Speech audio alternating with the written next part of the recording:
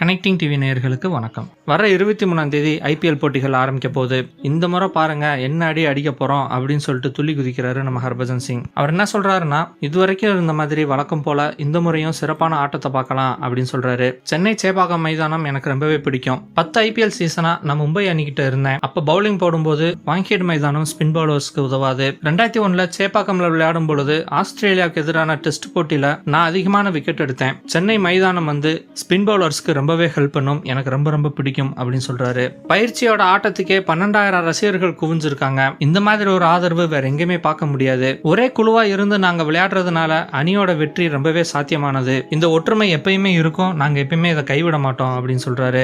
CSK டீமுக்கு வெற்றியை கொண்டு வர மாதிரி நிறைய வீரர்கள் இருக்காங்க. இதுவரைக்கும் எப்படியோ அதே மாதிரி இப்பயும் அமைதியாகவும் திறமையாகவும் விளையாடி நாங்க கண்டிப்பா வெற்றியை பெறுவோம் அப்படின்னு சொல்றாரு. 2010, 2011, 2018 இந்த 3 வருஷமே சிஎஸ்கே தான் ஐபிஎல் போட்டியை ஜெயிச்சது. தோனி தலைமையிலான இந்த சிஎஸ்கே டீம் இந்த முறையும் ஜெயிக்கும் அப்படின்னு சொல்லிட்டு நிறைய விஷயங்கள் பார்க்கப்படுது. இதுக்கு மெயினா அவங்களுடைய சீரிய பயிற்சியும் வெற்றியை நோக்கினா அவங்களுடைய முனைப்பும் தேவைப்படும் அப்படின்னு சொல்றாரு தோனி. ஃபர்ஸ்ட் மேட்ச்லயே ஆர்சிபியை மோத போறாங்க.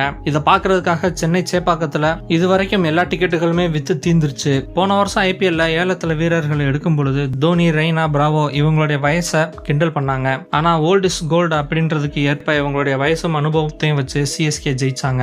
ஷேன் வாட்சனுக்கு 36 வயசானாலும் இறுதி போட்டியில சன்ரைசர்ஸ்க்கு எதிராக செம்மையா விளையாண்டாரு. தோனி எப்பவுமே அனுபவத்தை தான் மெயினா பார்ப்பாரு. அந்த வகையில ஸ்பெஷலிஸ்ட் பேட்ஸ்மேனா ஷேன் வாட்சனை பாக்குறாரு. T20 கிரிக்கெட்டோட சாணக்கியன் தோனி அப்படின்னே சொல்லலாம். அந்த அளவுக்கு டீம் மெம்பர்ஸை செலக்ட் பண்றதுலயும் எந்த நேரத்துல எந்த ஓவர் யார்கிட்ட கொடுக்கணும் அப்படின்றதுலயும் பேட்டிங் ஆர்டர்ல யாரை ஃபர்ஸ்ட் இறக்கணும் யார் அதுக்கப்புறம் இறக்கணும் அப்படின்றதுலயும் கரெக்டான ஸ்ட்ராட்டஜியை மெயின்டைன் பண்றதுலயும் தோனி அடிச்சுக்கிறதுக்கு ஆளே இல்ல. டாப் ஆர்டர்ல Watson, du Plessis, Raina, Rayudu, Dhoni, Kedar Jadhav, Bravo இவங்கெல்லாம் இருக்காங்க.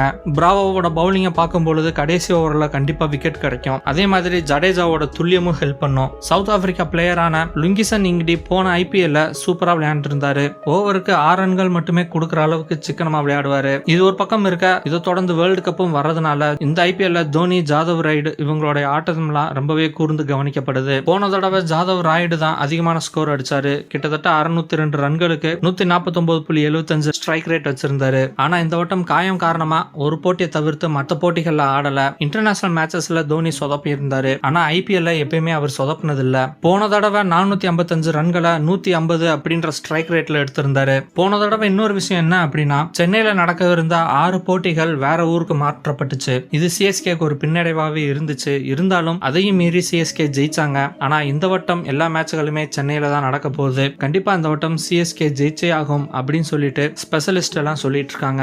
சோ ஹர்பஜன் சிங் சிஎஸ்கே கண்டிப்பா ஜெயிக்கும் அப்படின்னு சொல்லியிருக்காரு. அது மட்டும் இல்லாம சிஎஸ்கே ஜெயிக்கிறதுக்கான வழிகள்லாம் என்னென்னலாம் இருக்கு அப்படின்றதெல்லாம் நம்ம பார்த்தோம். இதெல்லாம் பத்தி உங்களுடைய கருத்துக்களை எங்க கமெண்ட் பாக்ஸ்ல போஸ்ட் பண்ணுங்க. இந்த வீடியோ பிடிச்சிருந்தா லைக் பண்ணுங்க, ஷேர் பண்ணுங்க. கனெக்டிங் டிவியோட அப்டேட்ஸ் தெரிஞ்சுக்கிறதுக்கு சப்ஸ்கிரைப் பண்ணுங்க. மறக்காம நோட்டிபிகேஷன் பெல்லையும் கிளிக் பண்ணிருங்க. இது வரைக்கும் கனெக்டிங் டிவிக்கு சப்ஸ்கிரைப் பண்ணனா மறக்காம சப்ஸ்கிரைப் பண்ணிக்கங்க.